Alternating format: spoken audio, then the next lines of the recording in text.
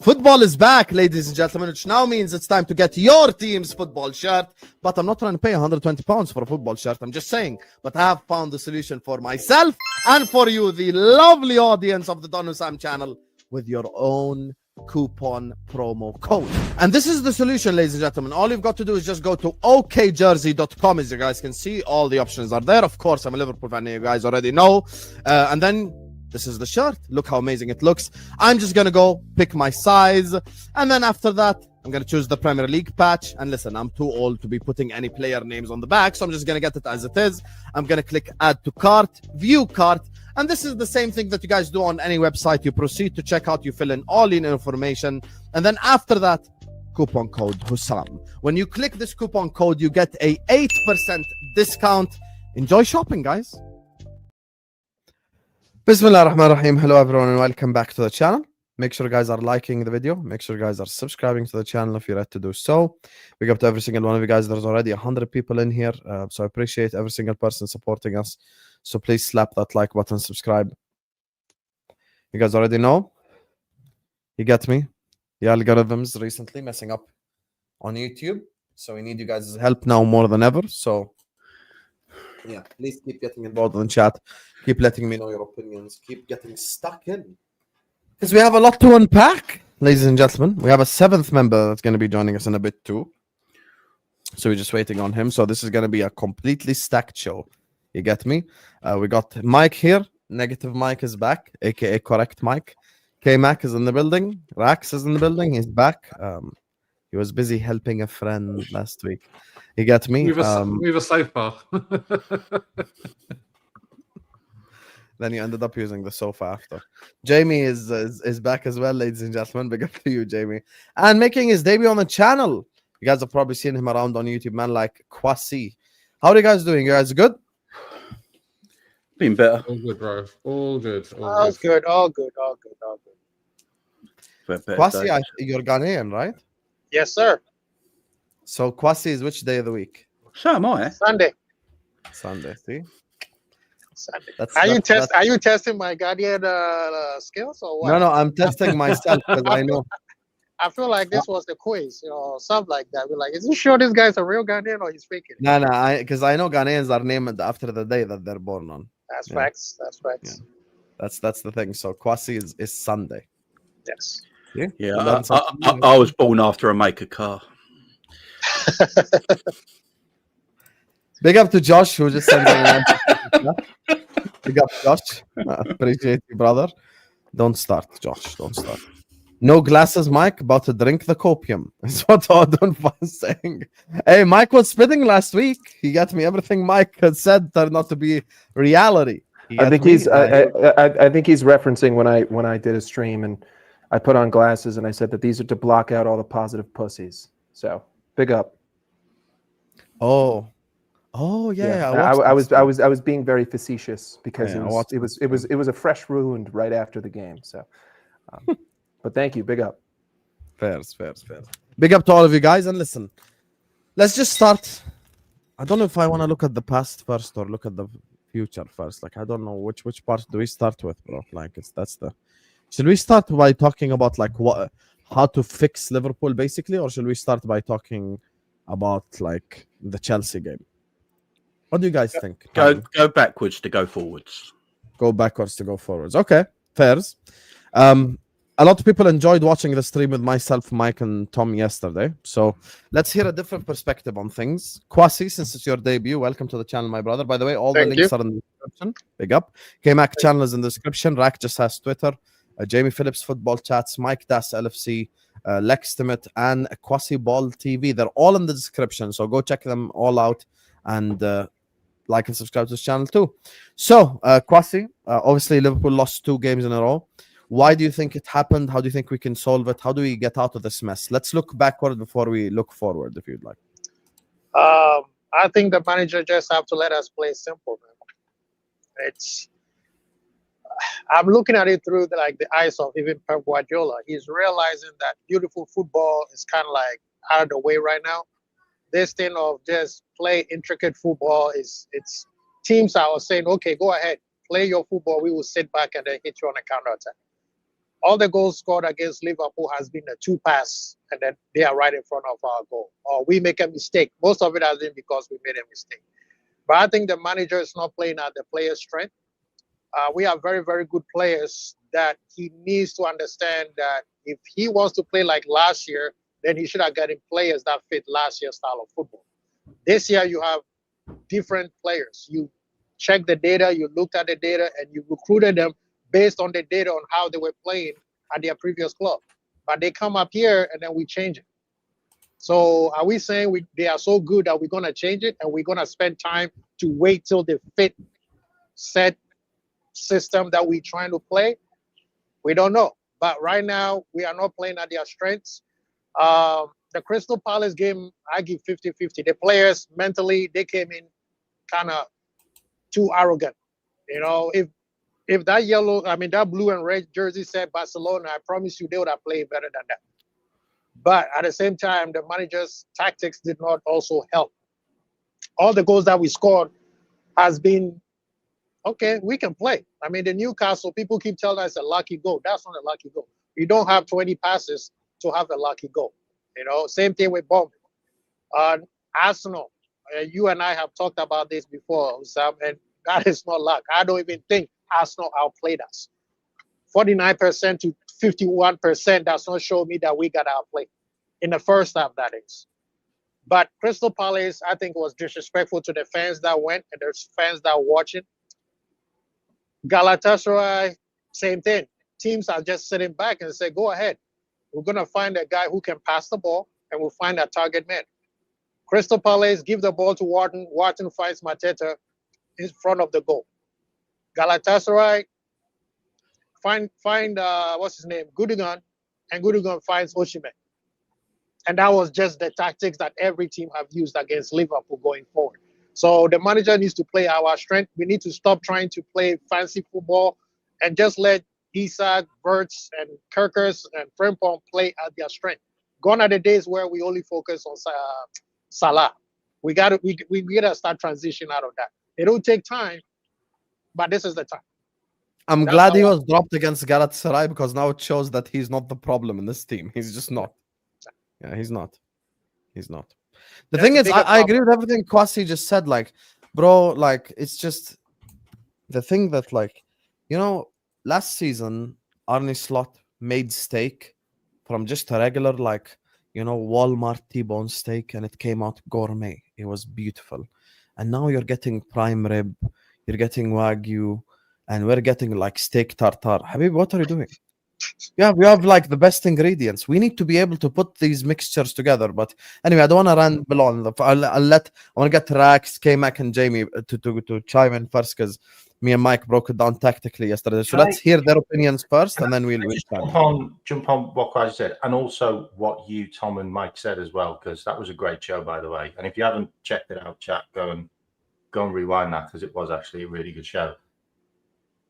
Look, thank you. I've just spent about 40 minutes just chilling in the bath. Okay, just chilling in the bath before the nightmare was about to happen here, because the penny kind of dropped while I was there, and I was thinking, what's Arne Slot done when he comes to Liverpool? Well, he picked up a team that wasn't his. Okay, so he didn't really have to make any changes. So he didn't really have to think about the players. Okay, so then he's managed to get a league title, which is unbelievable, and he probably could have won a treble with a little bit more luck, if we're honest, in his first season with somebody else's team.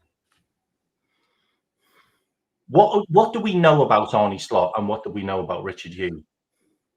Who hired who? Yeah. So he was hired by Michael Edwards, yeah, and Arne Slot was hired by Richard Hughes. Okay. What are their jobs? Their jobs, Arne Slot is the coach, Richard Hughes is the director of football. I'm genuinely asking this question now. Are the players that we've signed Arne Slot signings? Genuinely. Because if you want to look at his previous club, I am questioning whether stylistically any of those players would fit the system that he played at Feyenoord.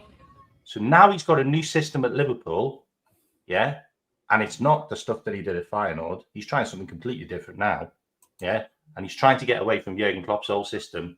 Now he's got a boatload of new players. I'm genuinely asking the question. We haven't signed any flying wingers. We haven't signed any left backs and right backs that can invert. We haven't. What we've got is we've got players that probably would have worked really well for Jurgen. And that's my question. Like, Michael Edwards and Richard Hughes are one of the same. Yeah. And we know that Michael Edwards has been heavily involved in some of those signings. We know that because that's information that's come out. Has Arne Slot got the team to work with what he wants to do? Because we're now getting to a stage where it was stinky at the end of the season, and it wasn't great. The last 10 games weren't great. We've now brought that into this season, and individuals are winning us games. Yeah. The tactics don't look good. We look vulnerable. We haven't really improved on set pieces. We've kind of regressed in some areas, if we're completely honest. And pretty much every single player that we've signed has looked like a fish out of water in Arne Slot's system. My question is, are they his signings? Are they his signings genuinely? Because even if I pick one player up, just one player, I was sat there going, all right, there's got to be one player that Arne Slot really wants. They're his signings, man. And it's Alexander Isak. He really wanted Alexander Isak. Brother, listen. We're not going to do this Arsenal argument, this Manchester United argument. We'll leave that for them, man. And whatever players we have, they better work.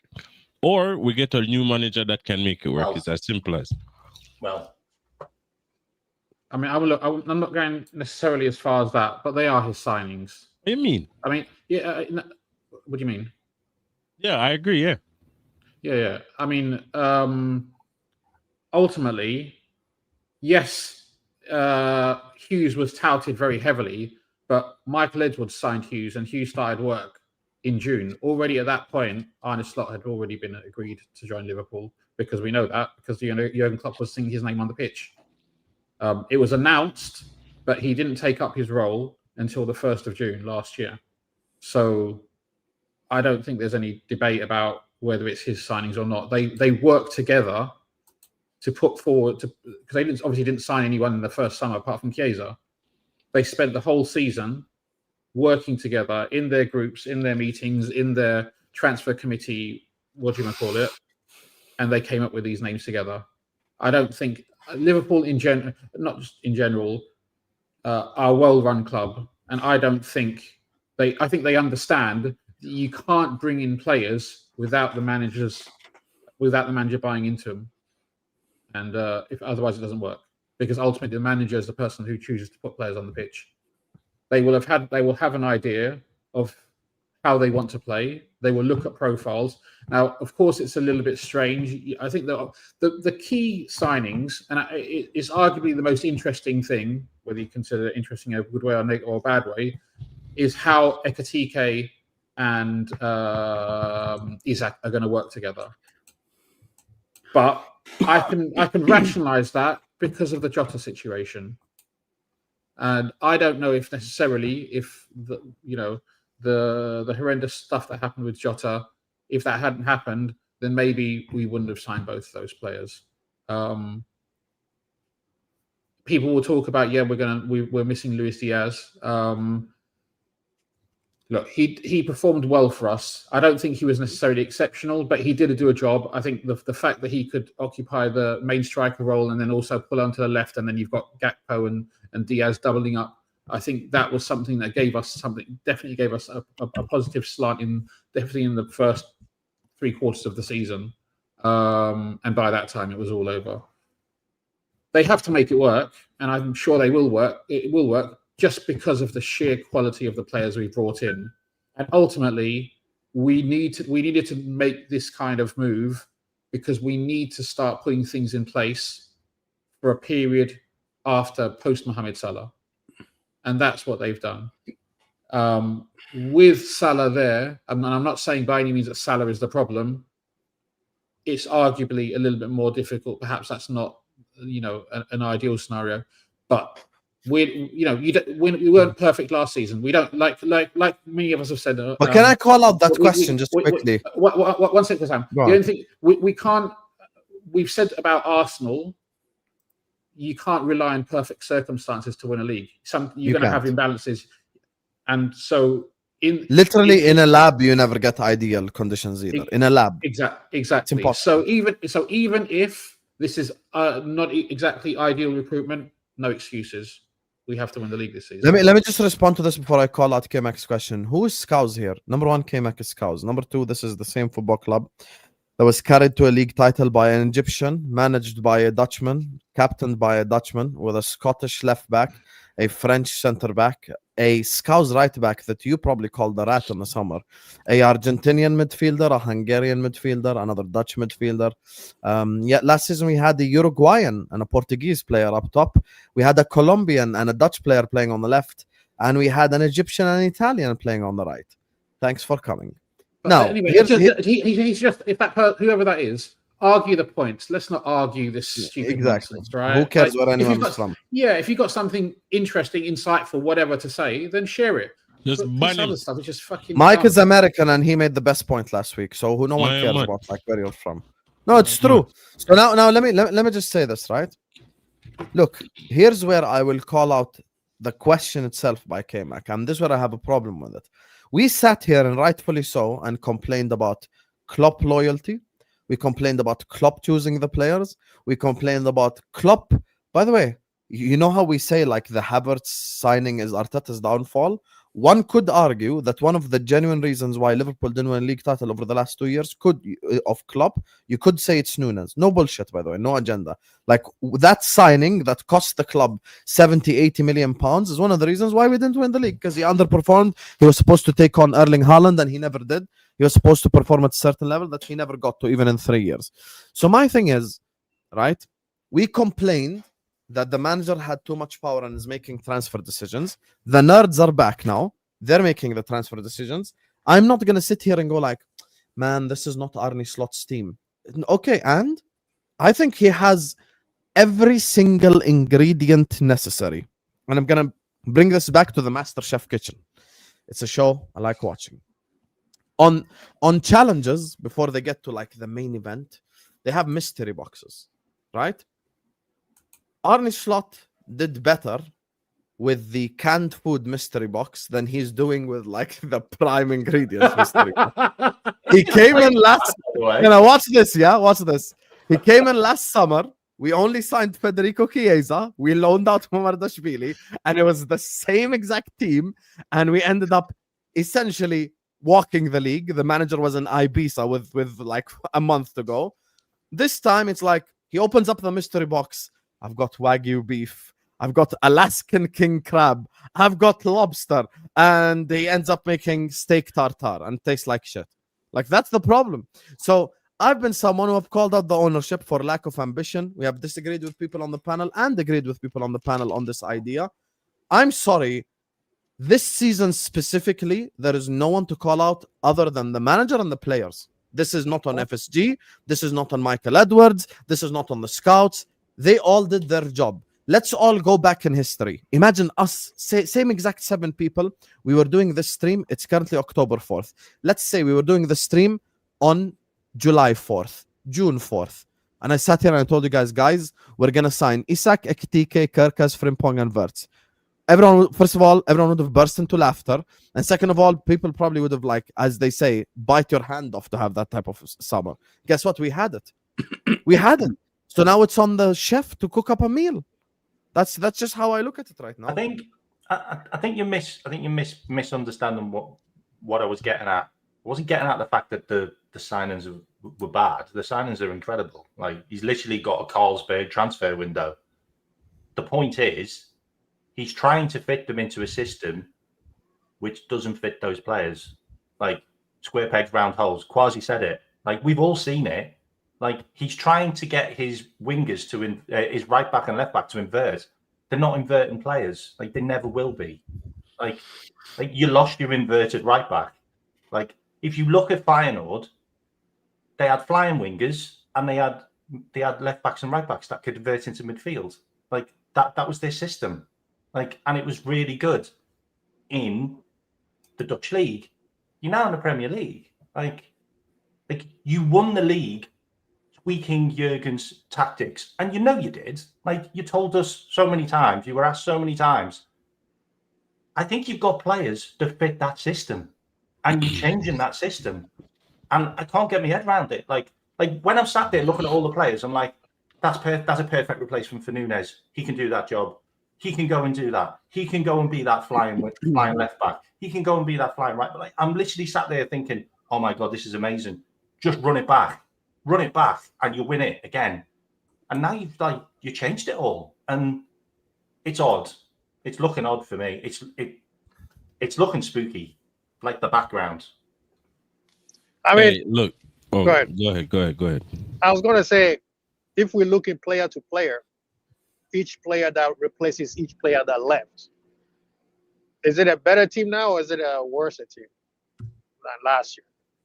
Because the question is, personally, I'm not going to question whether they are his players or not. I just think the manager just needs to make it simple. Because if you're looking at the stats in the football, especially the Premier League, long throws are up, long balls are up, passes are down. All these stuff that used to be called the beautiful game is down. Nobody's using that anymore. Pep Guardiola played 5-5-0. People, same question that Husam asked.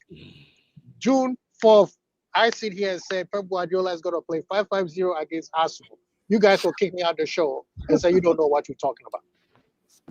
So that's why I'm looking at it. I say, okay, the manager needs to look at something. Now, somebody brought a conspiracy theory in my show earlier today, said maybe he's just trying to figure out something, and then towards the rest of the season, he's going to blitz the season, right?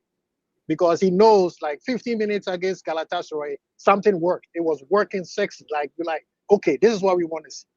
Against Everton, we saw something for about 25, 30 minutes.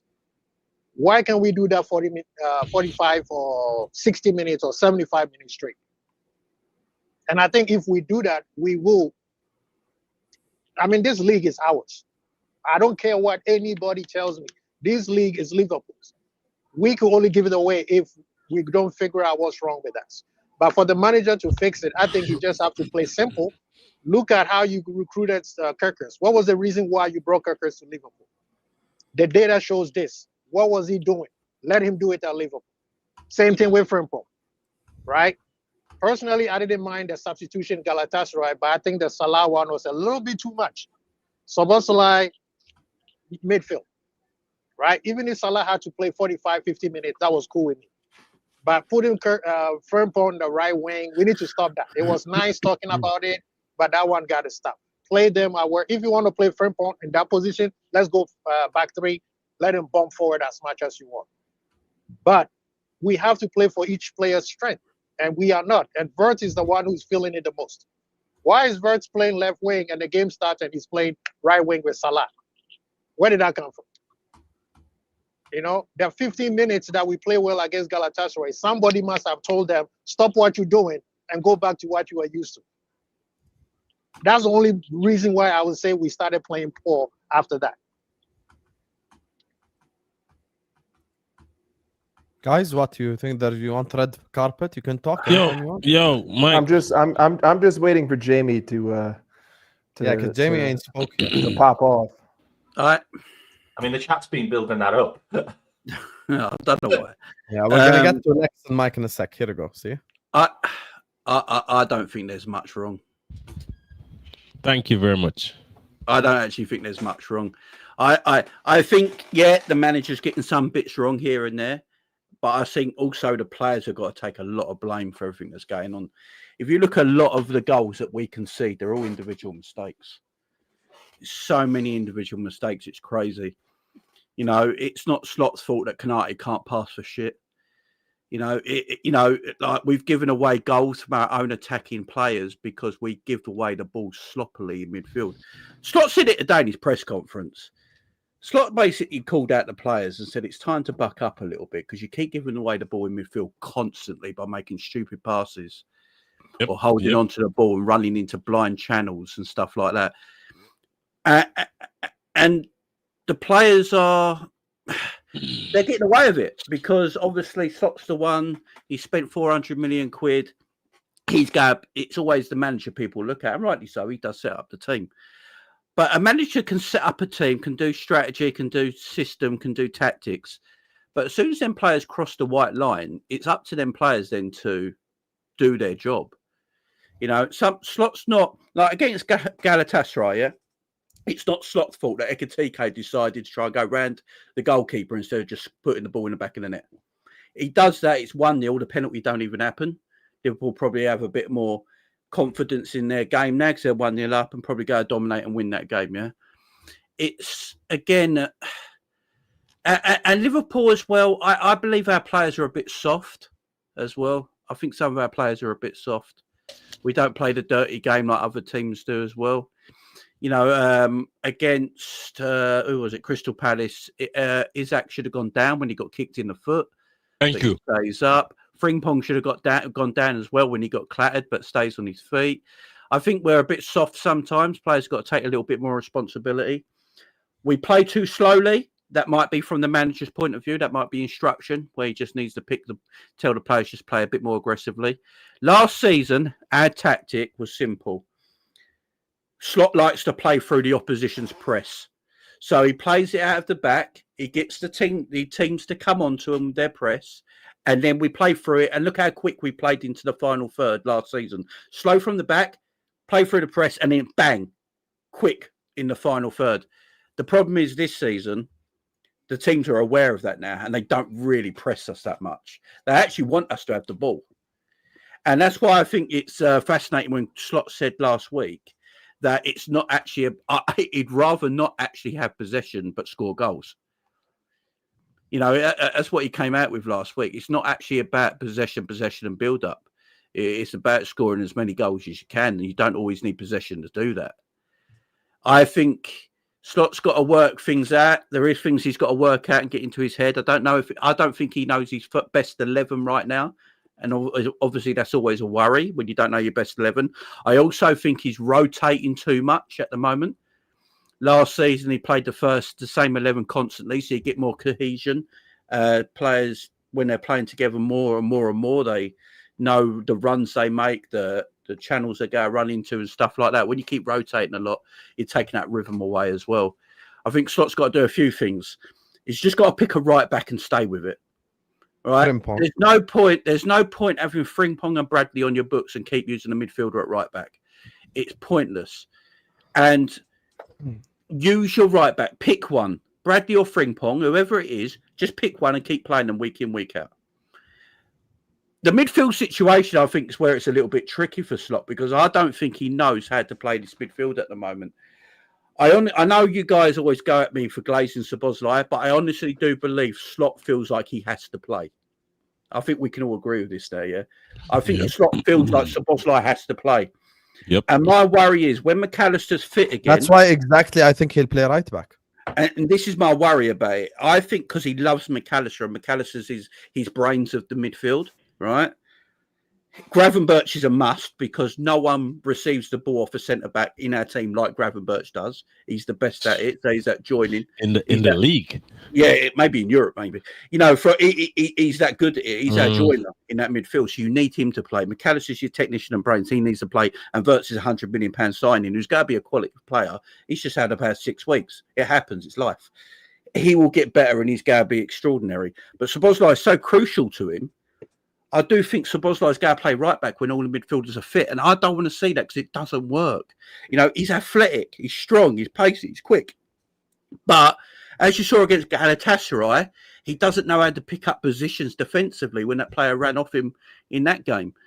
So that's a little bit of a worry for me. So I think Slot's just got to sit there with his coaching team and go, right, what is our best 11? What's the best 11 that's going to do what I want to do? By the way, me and the Sam spoke about this quite a lot. I like risky football, right?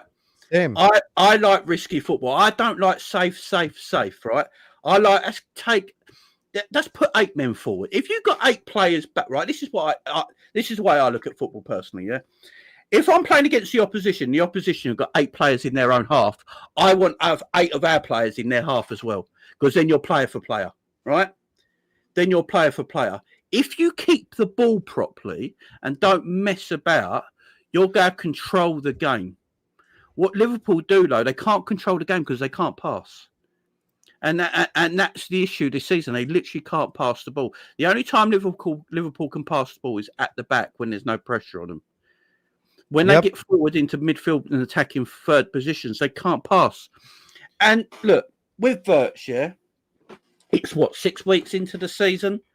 I can't sit here and grade Wirtz.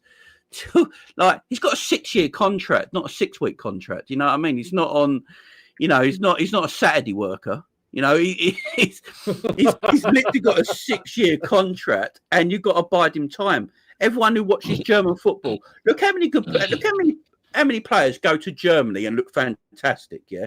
And then when they leave Germany, is that player actually that good? Look how good Gittins looked in Germany, right? For a fact, right? Look how good Jadon Sancho looked in Germany. Look how good Timo Werner. There's the one. Look how good Timo Werner looked in Germany. They play high line. They play gegenpressing. That's the way German football's played, yeah? You get a lot of time and space on the ball.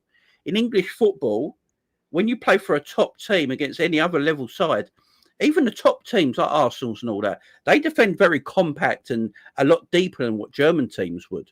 Yeah, the midfield and centre-backs are more close together. So Wirtz, he's trying to run into the positions that he wants to run into, but he's got like 3 or 4 players there. Also in England, it's the only league in the world where everyone can run 100 miles an hour and it's all 16 stone. Do you know what I mean? So it's more athletic and more powerful physical league like that. So Wirtz is always going to take time. It'll come. There's no problem about it. But for me, I don't think there's too much wrong. Little changes here and there. Players have got to take some responsibility, and he's just got to work out his best 11. Once he does that, I think we'd be absolutely fine. I really do. Got too much talent. And on the Kirkes thing, I keep hearing a lot of people saying Kirkes ain't playing the way he did at Bournemouth. If you actually go back and watch a lot of the games Kirkes plays, he bombs forward all the time. It's just Cody Gakpo ignores him. He literally overlaps Cody all the time and to the byline. Cody just ignores him all the time. Cody Gakpo don't actually pass the ball to Kirkes. So Kirkes makes that run, and all Cody does is cut inside like a robot. Gakpo is doing his best Garnacho impression, isn't it? Yeah, that's what he's basically doing right now. Really what man's doing. Wow. One thing that I want to, Jamie, real quick, before you continue this, I agree with you with the players taking responsibility. And I think the Kirkes thing, I don't think he's playing bad. I think there's an agenda against him right now. Yeah. But one thing that we need to understand is the part where it's not it's on the players is when we lose the ball. Why is it that it takes 2 passes and Liverpool is split wide open? Because we have attacking fullbacks. Like if you told me, if anyone said in the summer, your 2 fullbacks are going to be Frimpong and Kirkes, what are they best at? We're attacking everything. Attacking if you told me you go and play Joe Gomez and I don't know, Calafiori at left back, right? But more defensive minded players. Real quick, we'll get caught. Yeah, you're right. But look at it: Kirkes, Frimpong, Robo, and Bradley. When they get the ball, where are they going? Straight through where the number 10 is. That has to stop, right? Yeah. We don't play for 10. Yeah. But you have a number 10. You brought in a number 10 because you lost strength. And you are having 2 fullbacks running straight into the spaces where the striker and the number 10 should be at. You have the reason why Szoboszlai is good at the inversion is because he is an actual midfielder. So when he runs there, he knows where to be without getting in somebody's way. And that's why Slot plays him. Exactly. So that's the whole thing I'm saying about not signing the players to fit your system. And the thing with all these players fit the system. Yeah, the thing with change the system. And that's another thing. What Lex just said. You know, I brought this up yesterday, and now it's not. I want to let Lex and Mike kind of talk about the whole system and style thing. First of all, big up to all of you guys. And make sure you guys are liking and subscribing. Let me just bring this up. I brought this up yesterday and I'm bringing it up again because it's so relevant. This is the second goal we scored against Atletico Madrid. Look at the amount of options there is In the from a front. forward line perspective. Mhm. Even if I move this clip just a little bit further forward, right? Watch this. Salah here can pass to Gravenberg. He can pass it into space into Szoboszlai. He can pass it to Wirtz. He can pass it to Isak. And if you go even a bit further forward, you'll see even where Gakpo is. Look at the amount of options that Liverpool had just from a purely passing perspective against an Atletico Madrid low block from hell. Count the Atletico players. 1, 2, 3, 4, 5, 6, It's 8 7, and 8, 10. 9, 10. It's 8 Every and The 10. whole single team. Atletico player, The whole team. every single Atletico player is behind the ball. But look at the options. Now, I dare anyone in the whole chat bring me one moment like this from the Galatasaray game. One moment. You can't. Bring me one moment like this from Crystal Palace. You can't. Because the concoction that we used against Atletico Madrid, it works.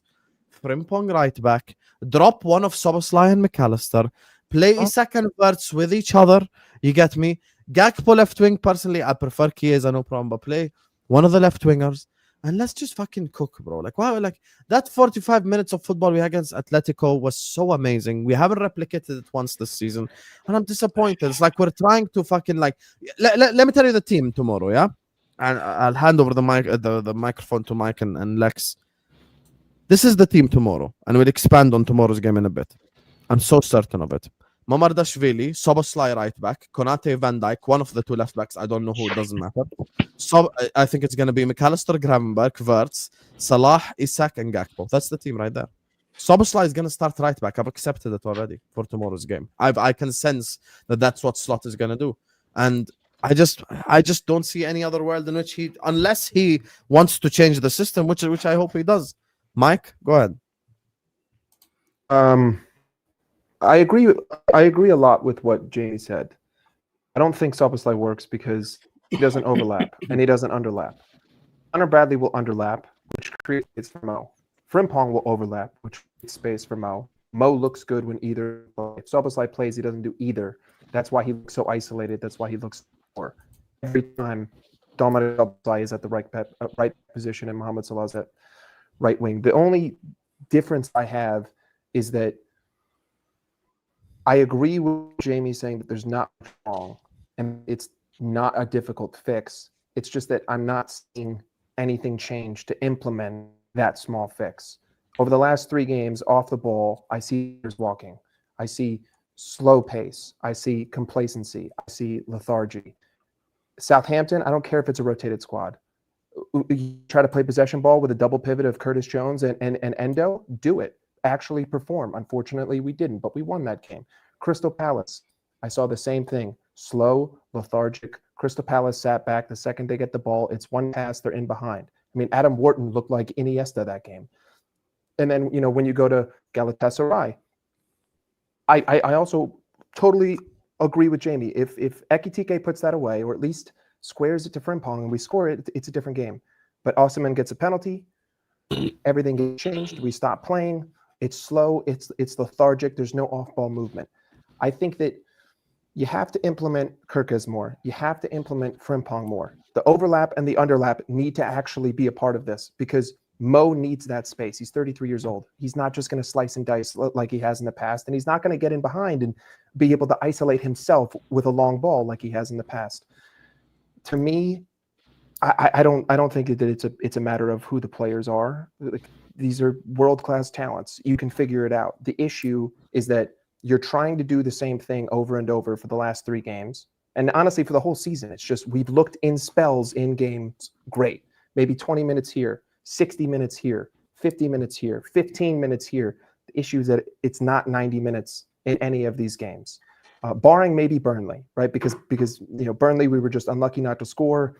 And Rio Ngamoa had more touches than they did in our box, and he was on the pitch for 8 minutes. So maybe outside of that one game, which that team had no intention of attacking us, it's just lethargic. It's just, I'm not seeing the urgency from the players, unless it's the 90th minute and the game is tied and everyone's like, all right, we're going to go full press. We're going to go all out. But I don't want to do that every game. That's like saying, I'm not going to do my paper until midnight the night before it's due, and then I'm just going to pull an all-nighter and I'm going to get a A+ on the exam. That's only going to work for you so often. To me, you can fix a lot of these problems that we face in games by approaching the games differently, and you can approach the game differently by just taking more risks, right? When these mistakes happen, it's because we're playing recycle ball, we're moving slow, someone misplays a pass, now all of a sudden they're in behind. We're used to playing slow for the last 10 minutes, rather than play a little bit quicker, take a little bit more of a risk. If the ball goes out of play, or if they get the ball on their byline, that's fine. Like if Mohamed Salah takes a shot, it deflects, they gain possession. You're in your own final third. Like where we're giving away the ball is in the dead center of the pitch. We're giving away the ball at maybe 25 yards past the halfway line. We're not giving away the ball in the opposing final third. Maybe against Bournemouth, you can see that we did because it was right outside the 18-yard box. But for the most part, a lot of this is happening in the middle. And I think it's just because there's a lack of off-ball movement, there's a lack of triangles, there's a lack of fluidity, and I'm just seeing it over and over. So that's why my blame a little bit more on Slot, because I don't feel like he's addressed those problems over the last 3 games. But again, I don't think that it's rocket science. I think utilize Kirkes more, utilize Frimpong more, create more space. And more importantly, I see him constantly trying to play through the middle. Like if there's one consistency, is that we're so gung-ho on going through the middle, yet we're not compacting ourselves, right? Exactly. So maybe Wirtz decides to drive up the left channel. But if you look to his right, there's 50 yards of space. If you look to his left, there's 10 yards of space. So Wirtz can only lay it off or play Superman pass. So I'm like, if you want to play through the middle, that's great. Then just compact everything. Cody, you're an inside forward. Mo, you're an inside forward. Make it all tighter. Personally, I would rather us build up through the width. Cody basically takes up the 9. Isak moves. Wirtz moves. The whole team moves wherever the ball is. But again, I don't think that it's super rocket science. I also don't think that we're, terrible. There's 7 games in. There's teething problems. But to me, it's just I've seen it with 3 separate starting 11s over 3 games. Because Southampton, we were very poor. Crystal Palace, we were very poor. Galatasaray, we were very poor. And those are 3 completely different lineups playing the same way of football. And so, this Sunday, I either want to see this work, which I highly doubt, or I want to see him adapt it a little bit. And your adaptation isn't you're not changing the whole thing. All you're doing is saying, hey, Curtis, just when Gravenberch is picking up the ball from center back, Curtis and Wirtz, just drop a little bit deeper. Cody, just everyone move back a little bit. You don't need to be 50 yards up the pitch. We can move with the game. We can move with the game up the pitch. And if you want to do that, that's fine. Because I feel like the only success that we really had. How are you both agreeing, Lex? You ain't calling him negative anymore, huh? You fraud. No, I agreed with him last week. He was just being negative. The only thing that people were talking shit about Frimpong, and then I look at the Galatasaray game.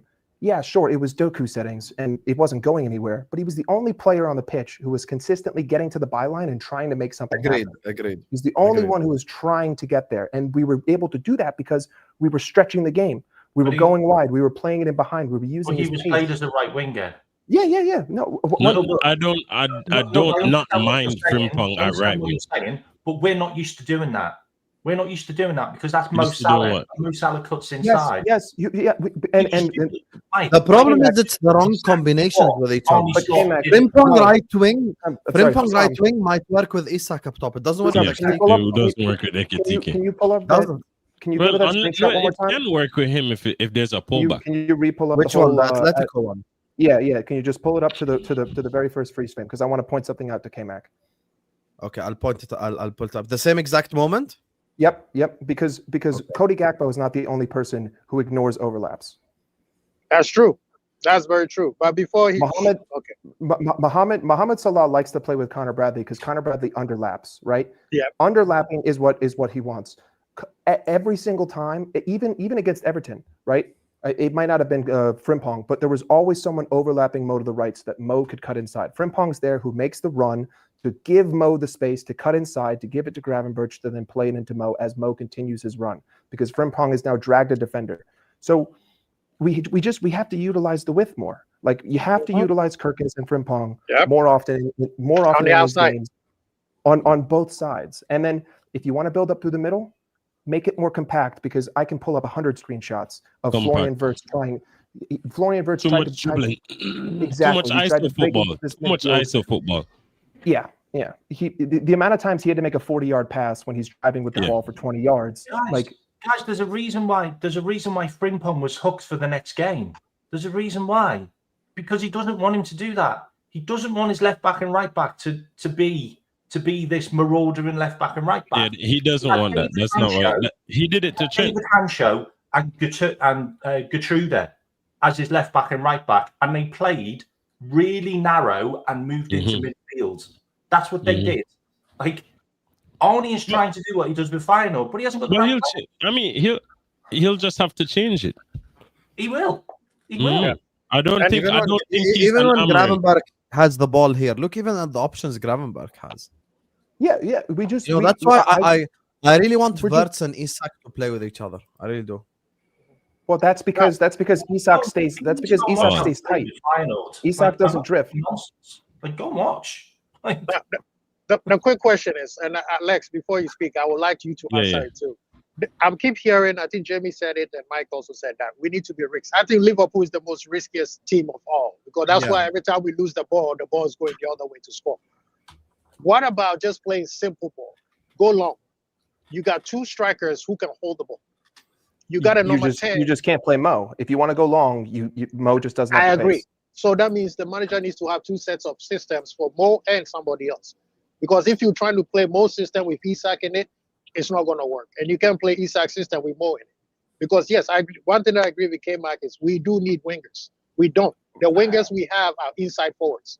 They dribble first, go first, before they think about passes. Hence the reason why Gakpo, he rather have somebody underlap. Quasi, like to me, I don't necessarily think that playing long is directly like it doesn't just mean Virgil gets the ball, plays a diagonal. Trent gets the ball, plays a diagonal. I think if Arne Slot wants to build up from the back the way that he is, that's fine. Like I that's not what I have a problem with. What I have a problem with is that it's the back four, it's Ryan Gravenberch, and then there's 30 yards of space. If you want to build up from the back, then you need to utilize all three midfielders, which will then create an opportunity for Mo to run in behind. Like I know that we're not PSG, but if you watch PSG's game-winning goal against Barcelona, that to me that is how Arne wants to play. It was a build-up from the back. They drew Barcelona out. All of a sudden, triangle, one pass in behind, goal. Right, like that is what Arne Slot wants to do. He wants to draw teams in. That's why I said towards our own final third. will now either be an Enrique or an Ancelotti. Are you going to rely on individual brilliance all season, or are you actually going to set up a system? If you want to do that, though, then Wirtz, McAllister, whoever the midfield three is, all three of them need to be in sync at the halfway line, not Florian Wirtz over at the top, hanging out with the front four, or Dominic Szoboszlai, because that's what the 4-2-4 was. But Also, if you want, all right, there's multiple ways I think this can work, right? What I think I agree with Mike when he says condense the space, and you pretty much essentially want to do this tiki-taka thing where you continuously progress, creating triangles, passing the ball around until you get into the box, pull back or whatever, and you score goals in it. But there's also different ways you can do it, because there are a lot of times, say for instance, even though I see isolation, I also see a tendency from Wirtz to hold on to the ball in situations where he shouldn't. There's a lot of that, because the thing about Isak, especially when he plays with Isak has an IQ where he understands positioning when his 10 receives the ball. He knows where to be. And a lot of the time he's ignored because the pass might seem too risky. And a lot of the times, in my opinion, that pass needs to be played. You get me? And I don't see it being played at all most times, because Isak usually picks up a space in the gap where all you have to do is thread it through that gap. Yes, it has to be like a really good pass, but that's why we spent 120 million on you, Wirtz. You get me? Once you make that half turn and you see Isak is already on his bike, just at the offside trap line, ready to just run in. Just a couple times, just play the ball. Just play it. Don't do that dribble thing that you just can't. Because the thing about the reason I think Wirtz is having issues is because he tends to be somewhat, as Mike was saying, he tends to be somewhat isolated. So when he receives the ball, he turns, he dribbles. He's doing a Curtis Jones sometimes, isn't it? He's not isolated though. He's finding space and picking up the ball in space. That's what he's supposed to do. My complaint with him is more the execution. Like if he's got the ball and he's in space, that's exactly what you want. But sometimes it's not his fault. Connor Bradley misses a header. No. Of course, listen, Wirtz isn't the only problem, but I think Wirtz is the solution. He's the guy who I counted on to make this transition much easier. And as soon as he acclimatizes and adapts, that's what we'll see. The problem is that right now we don't have a timeline for that because he hasn't shown enough of it.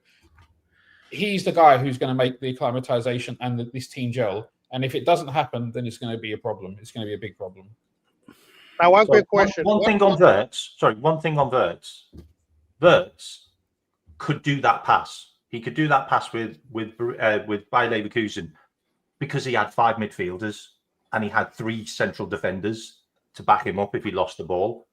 You can't do it at Liverpool. You haven't got the team behind you.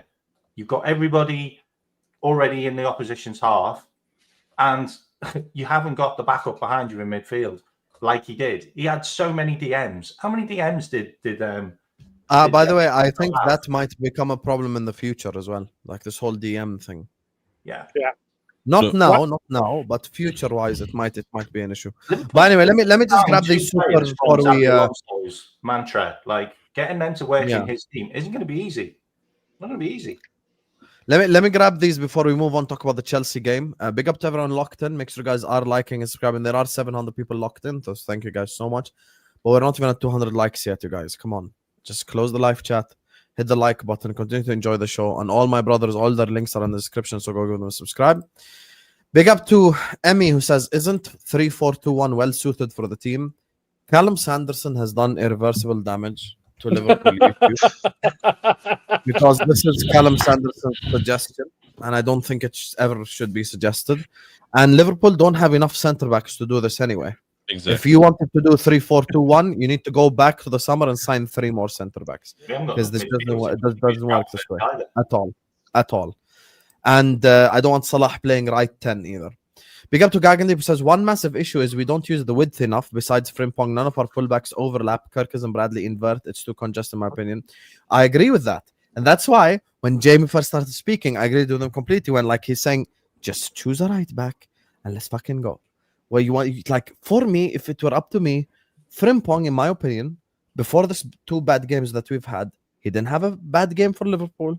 He's been very good defensively as well. People questioned his defensive work. He's actually coming back, tracking back, tackling, doing everything that's required. Can we just go with the signing that we made this summer? Give him time to adapt and gel and get used to the team.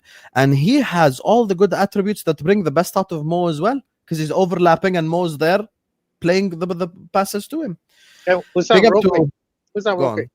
We need to allow people to stop this agenda. Just because a fullback can do well going forward doesn't mean that they are good defensively. Yeah, they gotta stop. All right, defensively. And now that Trent is a Madrid player, all the rivals are telling us how much we miss Trent. Yeah, you cussed him for 10 years. Big up to Nafisa, who just says hit the likes and subscribe. Thank you so much to my girl Nafisa. How long we will be there. 25. Whoever's playing something in the background. It was me, sorry. I was trying to like the video, but I hit the wrong. Oh, you got the ad. Yeah, but see, it's the effort that counts. Let's get the likes up, chat. Thank you to my girl Nafisa. Nafisa, I'm just telling you something new, and the Arsenal fans that are in the chat, because I know you guys are always scouting the ops. Ash, Nafisa, Boston. I see you guys, and I know there are Arsenal fans hiding who aren't commenting because they're afraid. Tomorrow, inshallah, Arsenal West Ham, we will be there. We'll be there. It's a 1% chance, but in case that 1% happened, I'm live on the watch. I believe in Nuno. I believe in Jared Bowen and his friends. Big up to Tom Arusti says, not setting a best 11 will result in more injuries. I agree with that as well. I think we now have to just figure it out, whether it's McAllister holding bench or Soboslai holding bench or Bradley or whoever it is. Can we just figure out the thing that works with each other and stick with it? Stick with it for 3 games in a row. No That's all I fitness ask. talk. No fitness talk. Yeah, Jamie's going to get rattled now. Hoping to see more passes through the lines tomorrow. If you want passing through the lines, then you're going to have to go either Curtis or McTan. Who passes through the lines at any Premier League team? Yeah. I don't want In our club, it's Mac and Curtis. What I'm saying is, I don't know what everyone else watches. Yeah, this is what annoys me, right? I don't know what everyone else watches. Liverpool have actually created more chances than any other Premier League team this season. This is not actually a problem forward play. It's the defending part of the structure of Liverpool Football Club. Liverpool score goals. They always score goals. I think only City has scored more goals than us this season. We top goal scorers last season. We score goals. Is what we do. I don't think anyone in the Premier League really plays like a Barcelona or a PSG in Europe, right? With all them through passes everywhere. Arsenal are a fantastic side, yeah, but they don't do that either. In fact, I think Arsenal are 4th or 5th for chances created out on without set pieces in the Premier League this season, right? But because Arsenal are so good in their defensive structure, that their build-up play looks better at Liverpool's because their defensive structure is better than ours. But if you go on the way Liverpool create chances at a higher level than Arsenal do. It's just that we haven't got a defensive structure. Liverpool can't have the defensive structure Arsenal have if Liverpool play with this attacking football. It's impossible. You can't do it, right? But you'll go because it's more risk over reward, ruled out with risk, yeah? The problem is right now, Jamie, is we aren't taking enough risks. That's the big problem. I think we take too much risk. That is why we're so wide open. We have 8 or 9 players always in the opposition half. It's just Virgil and Konate who sit back. Just that. Konate or Virgil's in the opposition half. You know, it's as well as and I understand that we turn over the ball a bit recklessly at times, but a lot of those turnovers are from trying to play risky passes, isn't it? Yeah, and I like that. For instance, we might have stints where you see us play the ball sideways, but we're like one of the only teams in the Prem that actually tries to play through the lines. Yes, you might have 1 or 2 games. So maybe the Galatasaray game was kind of a shock from the Crystal Palace game because, mind you, a lot of people. All right, for instance, this time last year, we lost 1 game in the league. We lost to Nottingham Forest. That crazy goal from what's his name? And Nottingham Forest actually played a good game against us. Hudson Odoi. We're pretty much in a very similar position to last year. And these same things were being said last year about Slot and his system and this and that, blah, blah, blah. And we eventually overcame it and, produced. What I think is happening here is it's either the different profiles that are in the system now, as opposed to last year, taking a bit of time adjusting with each other. So maybe it's a case where they just need to get used to playing this system collectively, which would then go towards the point of saying, yes, we need a cohesive, like in and out 11 every week, because the more you switch it up, it's the harder it is for us to actually find any sort of cohesion. Or he needs to change the system, which then will still have a period of adaptability, but it might be better for the team because now each individual player can like you tailor the system to their talents and to their needs. Because in my opinion, a big part of what happened last season was every player was allowed to play the way they play. You get me? Can I just come back at Himothy in the chat? Because he's just put up a stat saying about big chances. I ignored it because it includes corners. That's why. Big chances created. Crystal Palace won. Liverpool actually 5th on big chances. Then they're talking about people on a panel chatting bollocks. Yeah. I actually said most created chances. I didn't say big chances. So we just Before I leave- oh my bad.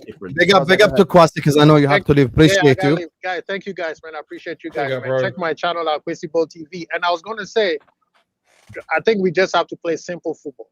Keep it simple, and I think we'll be fine. And I mean, last year, defensive wise, when we lose the ball, we always have about 6 to 8 players behind the ball every time we lose the ball. Now we have like 3 to 4. That's not enough. So, but I'm not slot out like K-Mark here. You know, I just think that he just have to. He just have Who's to. slot move out? things around. That's a wild accusation. That's a wild accusation. Please on. Who Rax is slot out? No, K-Mac. No, he's K-Mark, K-Mark, yeah. I just want to go back to something that Jamie You said. started that vicious rumor. I think that Jamie is correct, but I think that it's a double-edged sword, right? To me, we create a hell of a lot of chances, and even in that Crystal Palace game, we could have been down 4-0, but we weren't because we employ Allison, and that's the reason why we employ him. And we probably could have scored 4 goals in that second half.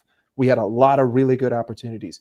Chiesa had the goal, plus he had 2 other shots. Wirtz missed the one 3 feet in front of the net. I get it. Like, chance creation is not, when I'm talking about possession play, it's not really about trying to get to goal more. To me, I think that a lot of the problems that happen defensively are because we find ourselves in spells of the game where we're holding the ball for 5-10 minutes and we can't break through. So we start to play U-ball. We just shift the side and we shift the side and we shift the side, and everything starts to slow down a little bit. And guys start walking a little bit more because everything's getting stuffed. Everything's getting stuffed. And then McAllister, like against Everton, tries to play that pass that breaks through 2 defenders. We give it away sloppily. Or Salah tries to flick it to Szoboszlai, and Szoboszlai tries to flick it somewhere else. To me, I just think that if we weren't so content with just holding the ball for holding the ball, we wouldn't be making as many mistakes. And if we weren't making as many mistakes up the pitch, we wouldn't be looking so terrible in transition. Because when we can set up defensively, we're fantastic. Like if a team has a spell of possession and everyone's in position, we're not getting destroyed. It's when Mohamed Salah gives away the ball and there's only 4 guys back, and there's a guy with pace who can beat Andrew Robertson because Robertson doesn't have legs anymore. I just think that if you play the risky pass, just to play the risky pass, essentially enough is enough. Like, I'm not going to Virgil again. If I have to cross it to Isak, who's in the middle, at least it's a 50-yard ball. I just think that there's times where we're content with just holding the ball, and I think that leads to complacency, and complacency leads to mistakes, and mistakes lead to goals. And that's like what I think is the root problem of our defense right now, and the fact that we don't defend in transition like we did last season. Let me just say this last one why. before we move on to talk about Chelsea, because I do want to preview tomorrow's game as well. Big up to my guy Gregory. I think this is Gregory, if I'm not mistaken. Wirtz is a luxury player. Must stop treating him like he's Szoboszlai. You must adapt to him, not the other way around. That is if we want a classic 10. Here's the thing: these questions of Wirtz's physicality and everything, I don't think any of us, when speaking about Wirtz affecting the team, ever brought up physicality to begin with. We brought up playmaking, we brought up dribbling, we brought up these type of things. So we knew that this physicality sort of issue, if you would like, was a thing from a long time. We knew about it. It's not like it's some surprise. Oh my God. Like Wirtz lacked physicality. We know that he lacks physicality, but I didn't sign him for his physicality. If it was about physicality, then we could just keep playing Szoboszlai in the 10. He has 100 times more physicality. So that's why for me, it's about physicality. When people say physicality, normally what they mean, which I dispute actually, because there's more physicality than just upper body strength and the ability to shield the ball. The fact that he's willing to close the players down, and he's got an engine on him, and he never stops trying. That's also part of physicality. The fact that he can take a tackle or get up shows not just mental strength, but shows physicality as well. I don't think sometimes he's losing the ball a little bit too easily for me. And once he starts working a little bit more quickly, I don't think that's going to be an issue, because that extra second means you can avoid any kind of super physical challenges anyway. Can I just ask something? okay. If Arsenal didn't start the season, I'm sorry, bro. oh sorry, Rak. Sorry, I thought you pulled. Sorry.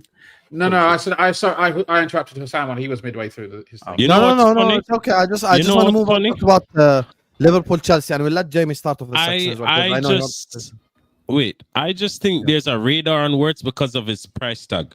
Because a lot, take for instance Mo Salah. I've never heard anyone speak about Mo Salah losing the ball when he's on the ball, and he loses the ball way more than anyone else on the team since he's been here.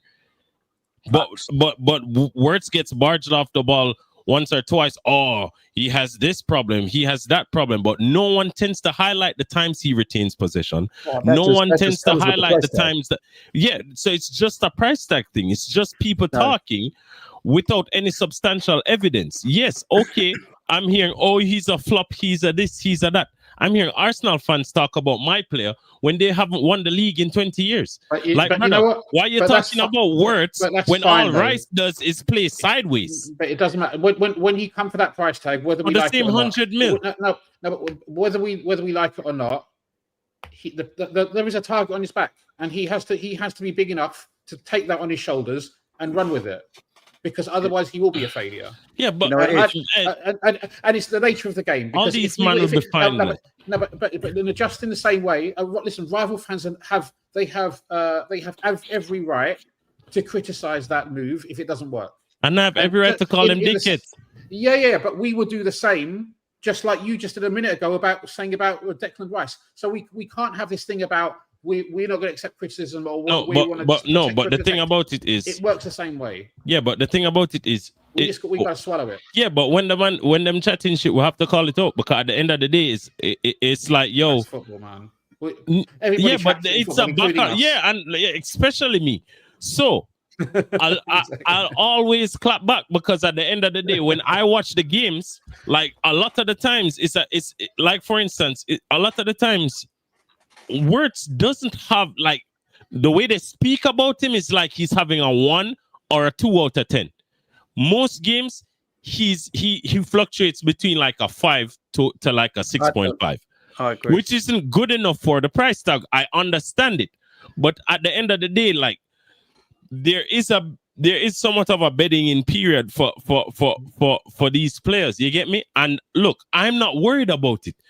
If it was a case where we've seen our bad performances, we've been able to look and analyze the deficiencies in our game, things that we can work on, things that we need to work on. In my opinion, based on what I've seen from Slot, if there's any manager who is flexible enough to actually make the changes to make us a cohesive unit, it is him. Because if we had gotten Amorim, if we had gotten Maresca, if we had gotten any of these dead coaches that are currently in the league, we would not have won the league last year, because these guys are hell-bent on playing their system the way they want, the way it's this and that and blah, blah, blah. I've seen enough from Slot that even if we were to go through a rough patch, we will still win the league and challenge for the Champions League to a certain extent, because one thing you cannot beat the quality that we have. You cannot beat the flexibility that we have. It's just to find what works over time. And it takes time to do it. And guess what? What I think is very imperative is that you still continue to churn out results while you're working it out. Because when it finally clicks, like, I'll be unbearable. Because these men are talking, comparing the man to Havertz and comparing to... No. This, what I've seen for the past couple of games, just get one GA tomorrow and you'll see. It's no Havertz. It's no none of this. By the way, I don't give a fuck even if it's like a deflected pass. It's GA. Don't let rival talk. One GA is all it takes. Yeah, no. Everyone. I will let you consume. Can I just say, like, just quickly, guys, just 1 second, because I do want to move on to quite Liverpool Chelsea. Big up to all of you guys locked in. 750 people are in the building. Make sure guys are liking and subscribing, please. We just passed 200 likes. Let's try to get to 300, 400. Jamie, tomorrow we take on Chelsea. Talk to the people, brother. How do you feel about this game? What needs to be done? Just talk to me about tomorrow's game and your feelings. Chelsea is shit. So, Wow. Wow, what a that's about it. It's true. Yeah. Thank you guys for watching. See you later. Chelsea are not in great form. Like, I don't know if Liverpool are not in great form. It's one loss in the Premier League. Jamie guy ain't normal, I swear. Manchester Chelsea are shit. They are low. They're not good. And I think this is the perfect game for Liverpool because It is. they got quite a lot of injuries out as well to a lot of key players, and no Cole Palmer, who's their everything. Let's face it, and their strikers will not really press and rush our centre backs. I feel like, especially with Kanate this season. Thank God the Lap ain't playing. Yeah, and with Kanate this season, when Kanate's worst performances have been when he's been, aggressively pressed and they put it on him. Look at Mateta against Palace and that. Just not picking out Virgil because it's an impossible task. They pick out Kanate because they see him as the weaker of the two. And for someone, what annoys me about Kanate, for someone who's so big and strong as he is, he loses sometimes a lot of physical battles like that, which is kind of weird. And I don't think Chelsea will do that tomorrow, which means I think Kanate and Virgil will have more, bit more time on the ball to breathe and get the team forward. And I think he's got to change it up a little bit. I think I need to see Chiesa. If Chiesa's fit to start, I think Chiesa should start left wing. I think he has to start left wing. I know he loves Cody, but it's just not working at the moment for whatever Cody's doing. I think if you play Ekitike and Chiesa on that left-hand side, I think Chiesa will react more to Ekitike, to Kirkheads than Gakpo does at the moment. And you see a bit more interchange between the two. I think Isak will start because Ekitike just coming back from his cramp in midweek. I think Isak will start. And obviously Salah will start. I don't want to see Szoboszlai at right back. I don't think we need to play him at right back against Chelsea. I'd play Frimpong at right back to get that width and pace in them wider areas. Really, I'm in agreement with you, but is Slot in agreement with you, Jamie? I don't know, man. I haven't talked to him lately, to be fair. Look at this fraud. I mean,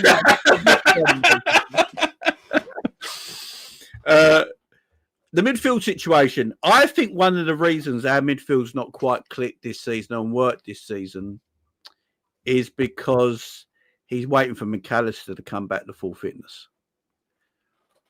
And what McAllister and Grav give you in that double pivot, is more IQ in that area of the pitch. I'm not saying Szoboszlai is thick or anything, but Szoboszlai likes to bomb forward. He wants to go from box to box. That is Szoboszlai's game, yeah? He wants to go from box to box. He can't help himself. You need two midfielders at the moment. The way Liverpool play, you go back to last season, yeah? Liverpool played Gravenberch and McAllister in that double pivot. Szoboszlai, Salah, Diogo Jota and Diaz were the attacking four. Them four press, them two sit, so they covered defensive transition, right? This season, Gravenberch is now an 8 instead of a 6. Szoboszlai is everywhere. And you've got two players in the forward area who don't really understand what Slot wants them to do just yet. So it's all higgledy-piggledy. I think you get McAllister back in the team. You have McAllister sitting next to Grav. You tell them two to sit, don't get forward, stay on the halfway line. You tell Wirtz to get close to Isak, and you get Salah and Chiesa as your attacking four, putting the press on, and you keep that double pivot there. And I think Liverpool will be defensively much, much better. And if we do that, I think we comfortably beat Chelsea. That'll be 6 Premier League wins out of 7 games. We go top of the league after the international break. And I think everyone chills out a little bit because I do think at the moment, everyone is on a massive downer, like we're fighting relegation or something mad like that, yeah? I mean, losing in the Champions League with the new format don't really matter. I mean, do we all remember PSG just survived relegation from the Champions League last year or whatever it was? I think it's more about performance though than result. I'll be honest. Yeah, but performances are shit, yeah? But this is what I keep saying. We all watched Real Madrid for years, yeah? Put the worst performances on paper, on teams all the time, because they got special players, they win games.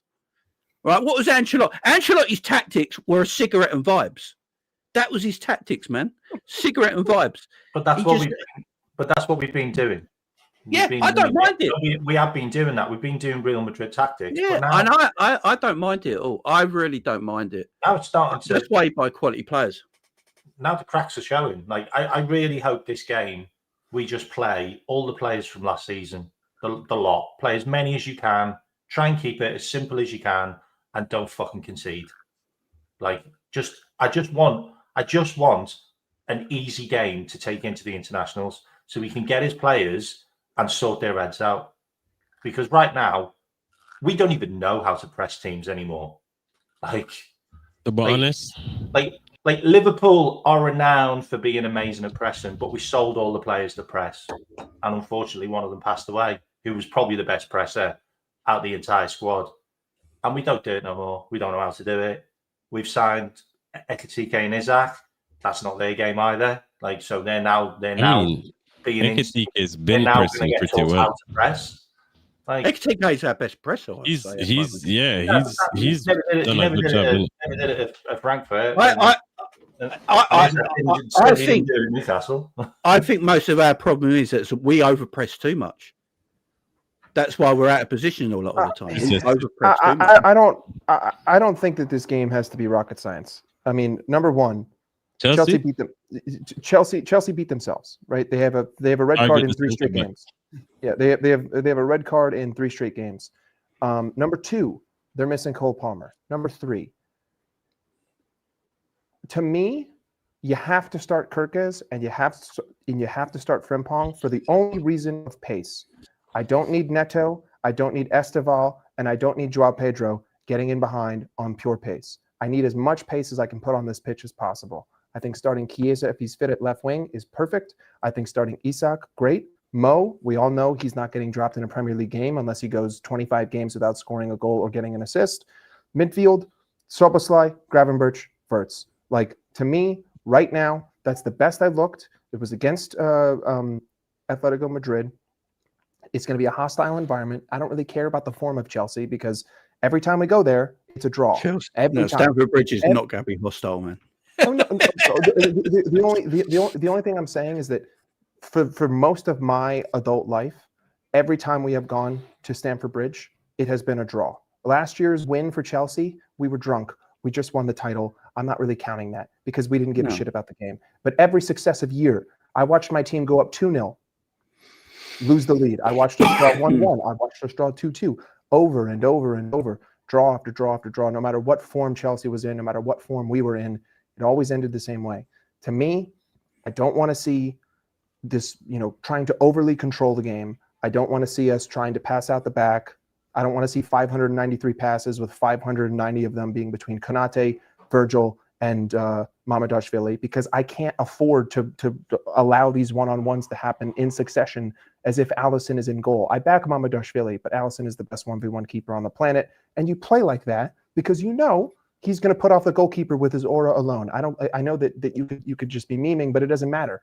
Victor Osimhen fluffed his lines 4 times. This guy's been one of the most clinical finishers on the planet for the last 5 years.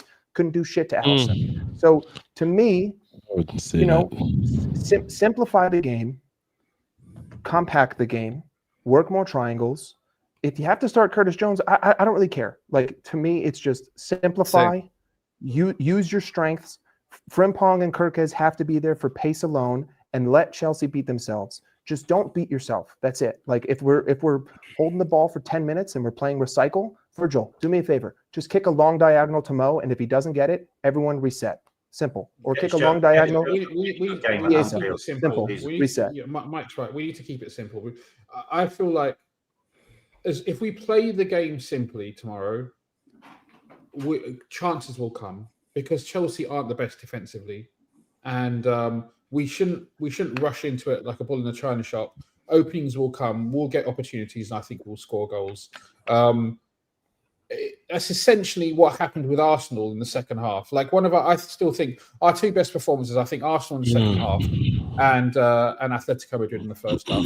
Once we made the adjustments after the first half, and this is going back to what we said in terms of last season, the one thing Slot did was he made the most game-changing changes. So I have no doubt that this is why he'll figure it out eventually with the whole situation with Wirtz and Ekitike and Isak and stuff, because he's got the tactical nous to be able to do so.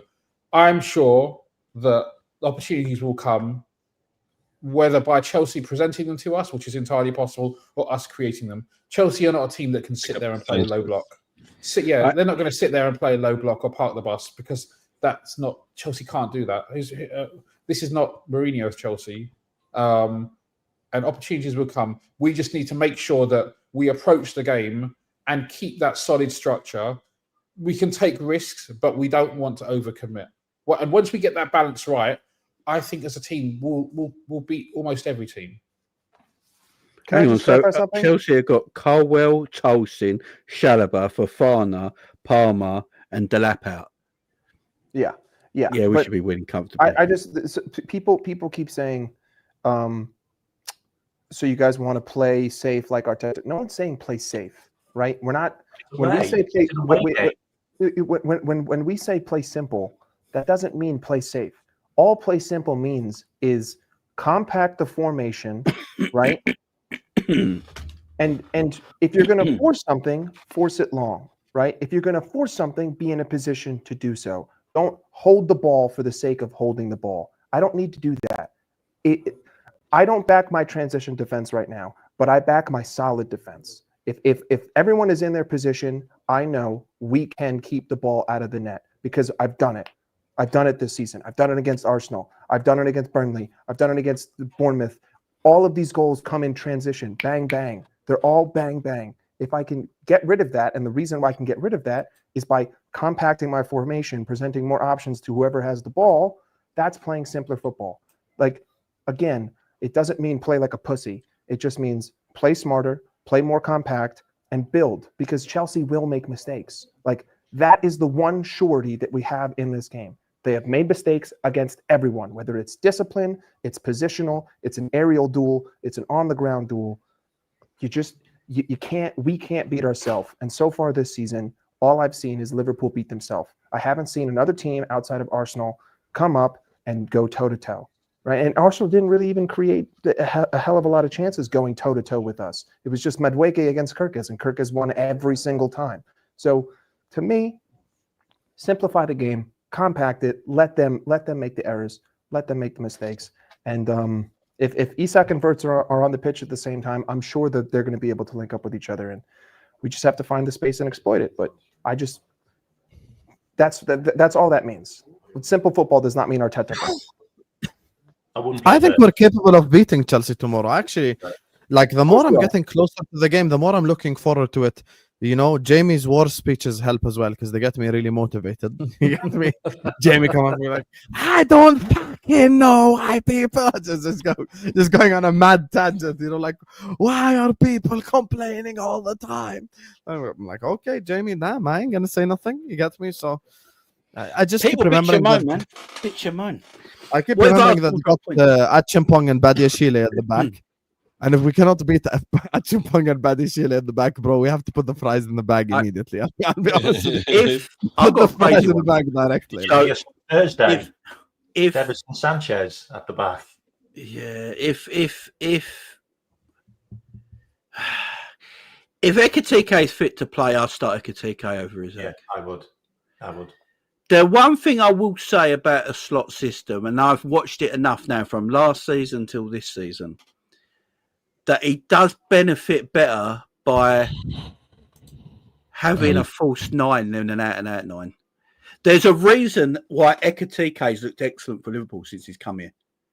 Because he plays that false nine role. There's a reason that Jota played there's a reason that Luis Diaz and Jota played instead of an out-and-out striker in Darwin, because he likes the false nine sort of striker in that part of the pitch.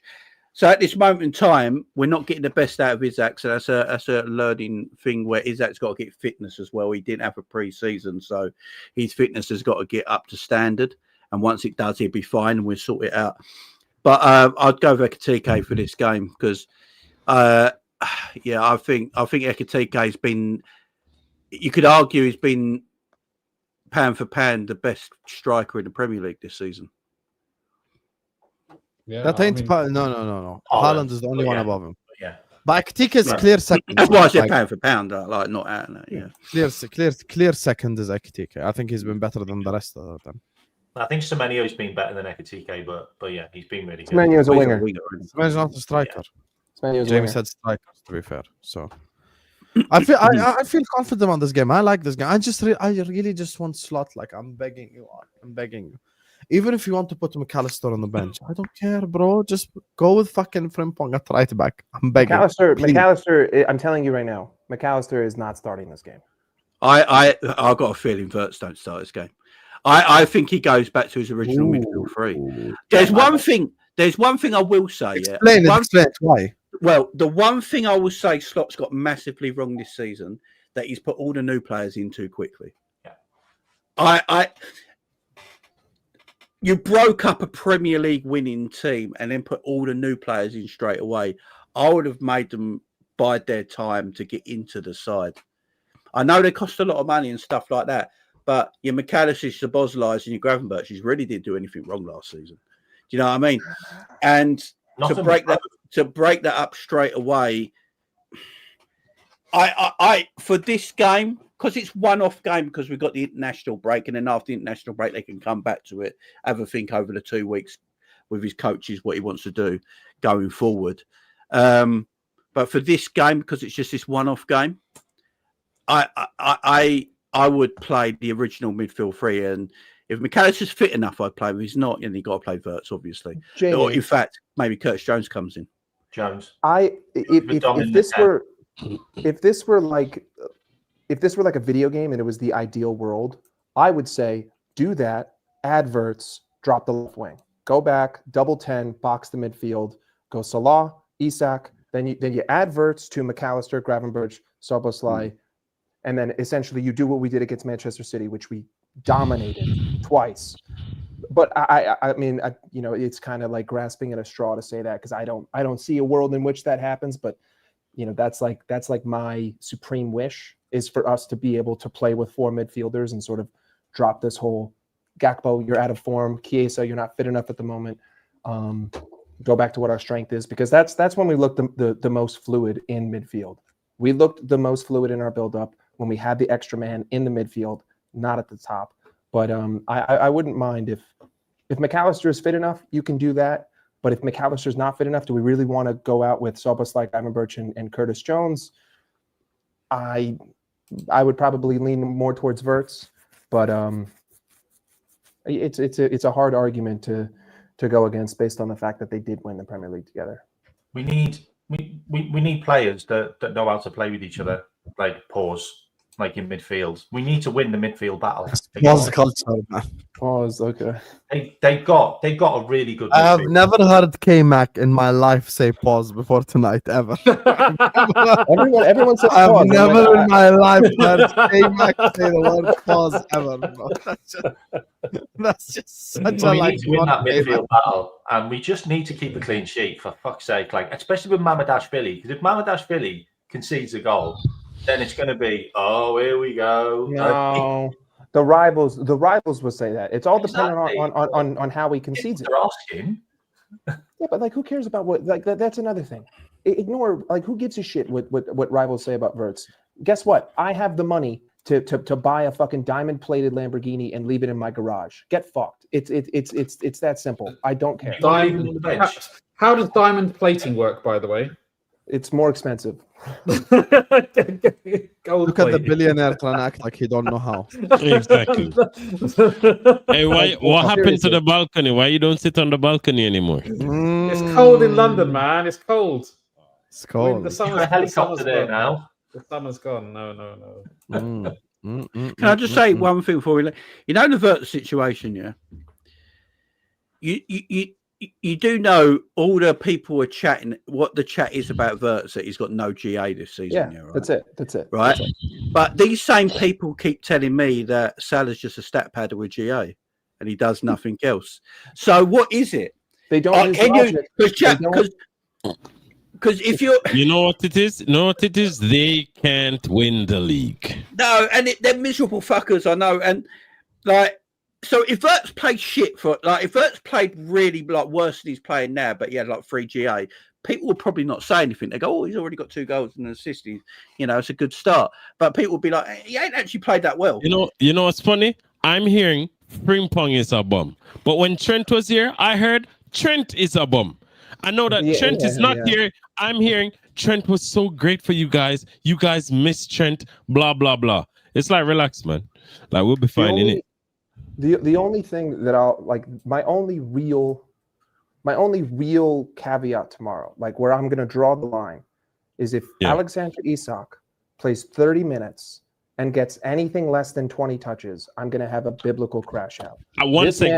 This man has played 120 minutes over the last 2 games and has seen the ball. I think it's 19 times. I think it was Man of the match performance. It was 4 against Galatasaray, and I think it was 15 against Crystal Palace. And the 15 against Crystal Palace was in 80 minutes, and Galatasaray was in 28 minutes. If he sees the pitch, I don't even care if it's just passing back. Get the man the ball. I need to see the 9 actually be involved in play. But I do agree with Jamie. I don't think Isak is going to start. I think Ekitike is because of his pace and because of his physicality and because of the fact that he's just more fit at the moment. But if Ekitike plays, then you can't play Wirtz and McAllister too. That's the only thing. If Ekitike is on the pitch, you have to either drop Wirtz or you have to drop McAllister. Otherwise, they're just all going to get in each other's way, and we're going to see a left channel game the whole time. And if you play Cody, he's in there as well. I would start Chiesa, but yeah, Jamie, go ahead. If say Arsenal drop points against West Ham, I don't think it'll happen, but say they did, Liverpool beat Chelsea, right? Liverpool have a gap at the top of the league again. Is everyone going to calm down, chill out a bit if that's the case? Because the amount of drama I've seen on social media in the last week or so, you'd think we were struggling at the bottom of the league. I'm never going to calm down. Jamie, it's ridiculous. Jamie, I'm an emotional roast. I'm just emotional, so I'm never going to calm down. Jamie, you know what's ridiculous? This time last week, Arsenal fans were in the midst of a civil war. Igal was in hiding from his own fan base, and they were all concerned that they may fall 8 points behind and be out of the title race before it even hit October. Yeah. Right? There was emergency streams at half time against Newcastle. It's kind of crazy. It is kind of crazy. Well, I just think that my own opinion is I would rather sound the alarm bell. Like, man, if we were the Titanic, I would rather get fired for running to the captain and saying stop the ship than hitting the iceberg. So, if I got to sit here and I got to scream hell's bells and I end up wrong, it is what it is. But what if I'm right? Like that's the whole thing. At least that's my philosophy. I'm an emotional roller coaster, though. So, would anyone actually care if we won the league but played shit the whole season? No, but it would be stressful. But it would be stressful. That's literally what we did last year. It would be stressful.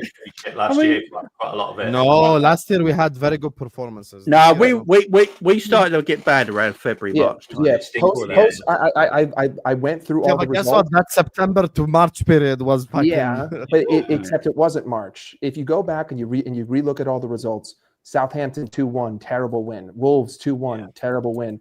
Tottenham lose the first leg, win the second leg. Yeah. It started in February, where Everton 2-2. You probably should have lost. Go like that now. Yeah, but again, I would rather. I don't mind raising the alarm bell as long as you have logic. Like, I'm not going to sit here and just scream Wirtz's shit, Konate's shit, Aslata's shit. Just back it up with a little bit of substance. Like, Konate. Yeah, the pass was terrible and Allison got injured because of it, but also there was one guy within 10 yards of him. So it's like potato. It makes me laugh as well, because even I can admit we was dead on our feet when we played PSG, right? Completely dead on our feet, right? But even the PSG owner the other day came out and said Liverpool was our hardest game in Europe last season. You know what I mean? So I do think if we beat PSG, we would have won the Champions League, in my opinion. Yeah. Even the PSG. Oh yeah. We would have. Well, hold on. We would have had to play Arsenal, and I think that would have been tougher. I think that would have been very tough. I think it would have been not with Moreno up top the way we were playing last year. Yeah. If we'd had a decent striker, we'd probably won a treble last year. Oh, no Nunes slander. He's gone. He's gone.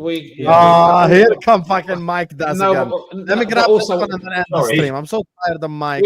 This guy cosplayed the entirety last year. He cosplayed as a Nunes hater. And then he always brings it out in this moment. I'm a chameleon. We also can't say as a 10. Saba was right-sided and helped more for defending by making runs last year. We need Wirtz and around more to play better. Yeah, but I want him around more in the 10 though. I don't want him around more RCM. Asking him, we paid 100 million for like the German Conor Gallagher. I ain't trying to do all that again. I'm good, bro. I'm good. Can't do that. Like, let's just play him in the 10 and allow him to create. So, yeah, that's what. 21 I'd say. chances. For me, That's all I'm going to say. Yeah. For me, you play him on the left-hand side now. For me. Big up Husam, Verts? hoping for a Chelsea Wait. win tomorrow, of course. You Of just course said are. you want to play Verts on the left. Instead of Cody, yeah. No, I don't. no, Chiesa on the No, left. he Curtis can't- he Jones can't on the play left. Chiesa on the left. Can't play. Literally anyone but Cody. I'll get but him not after. Verts. Chiesa's a sub, mate. I think Chiesa's still injured, isn't he? I agree with No, you no, that no, Mo is train. alone. But you want to know what fixes the Mo is alone thing? The thing that Jamie said an hour ago. Frimpong. That's it. You need someone who overlaps around him. We agree with you, but that for me is more like on the right back more than like on the number 10, basically. Mo The is not Stasi on alone. that. Mo And thank just you for this. I appreciate it. Mo ignores the overlap. Mo looks great with Connor Bradley because Connor Bradley underlaps. Frimpong doesn't underlap.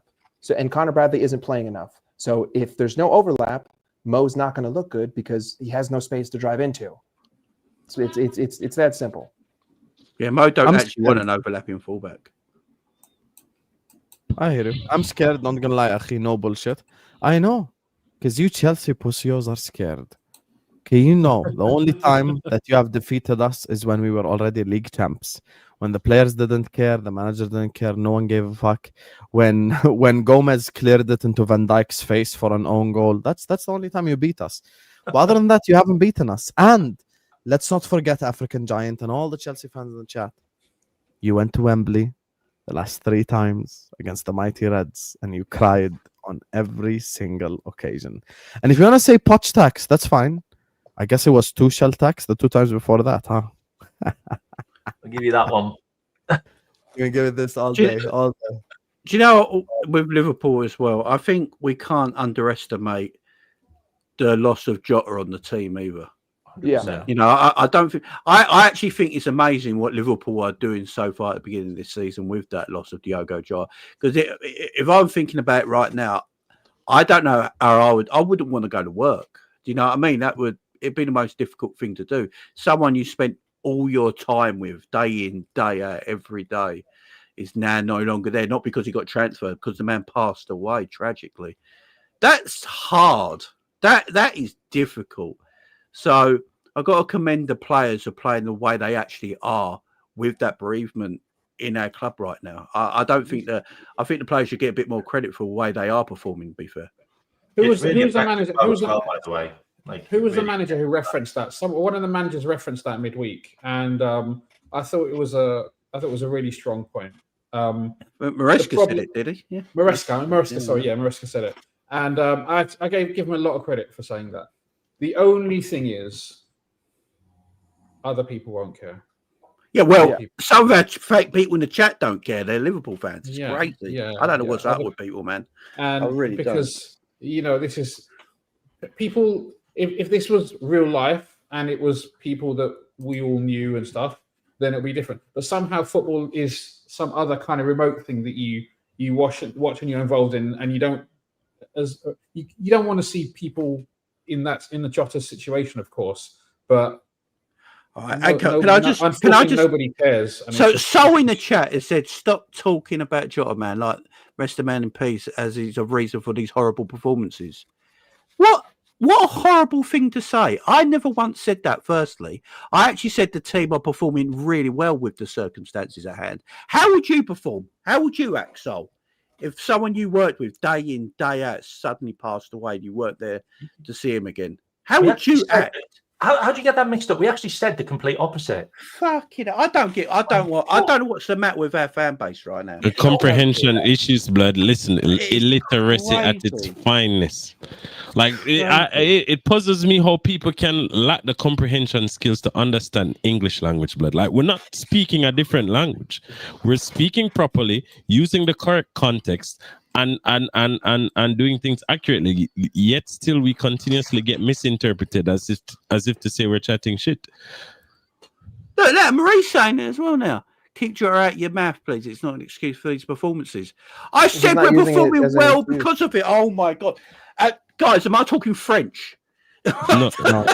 The people in the chat are just dickheads. None. Bro. But No, I hear you. But if I win, yeah, akhi, this channel won't be enough for the both of us. Don't try to threaten like you're like Chelsea or something. You're gonna be on 11 points if you win. Congratulations, 11 points from 21 with the easiest start to the season. Wow, after Oh, spending they 2 are billion. still fans. Yeah, you employ Garnacho and Gittins, And Big up. lost the United, by the way. and you lost to Man United. Embarrassing. Imagine LFC losing streak has started. Inshallah, losing streak. What with this? We've lost 2 games under slot in a row before. Nothing happens. Nothing happened after that. What if we win our Regardless, next 3 games? They were both the cups. They were both cup finals. Also, hey, by the way, if there is the silver lining is that if I'm gonna look like shit, I want to look like shit now. If I'm gonna play terrible football, I want to play terrible football now. I want to get it out of the way early. I want to do it at the first end of the season so that I can fix up, I can shapen up, and I can finish the season strong. I mean, how many fucking years do we have to sit here and look at Manchester City and say, "Oh, guys, I don't know if this is their year." You know, like they're looking pretty sluggish. Their defense is looking pretty whack. Goals aren't going in. 4-peat. Like, seriously, like if there's any moment to be poor, it's this first quarter of the season, because you get it all out of the way now, you fixing up, you shaping up, you move forward. So again, if there's ever a time to have a slump, it's October 3rd, 2025. And hopefully it ends tomorrow. And we've still got our most expensive signing ever, who's not even played yet. True. I can't wait for him to just be fit again. Regardless, look, big up to all of you guys. Every single channel is in the description. I appreciate and love every single one of you guys. Thank you guys so much for joining us on yet another stream. Big up, love and guidance to all of you. I'm going to be back, inshallah, tomorrow for the Arsenal West Ham watch along. You get me? We are here. We are here, guys. So go subscribe to Jamie Phillips Football Chats, Mike Das LFC, Lextimate, K-Mac channel. Love to all of you guys, and I'll see you guys tomorrow, inshallah. Come on, you Reds. Come on, West Ham.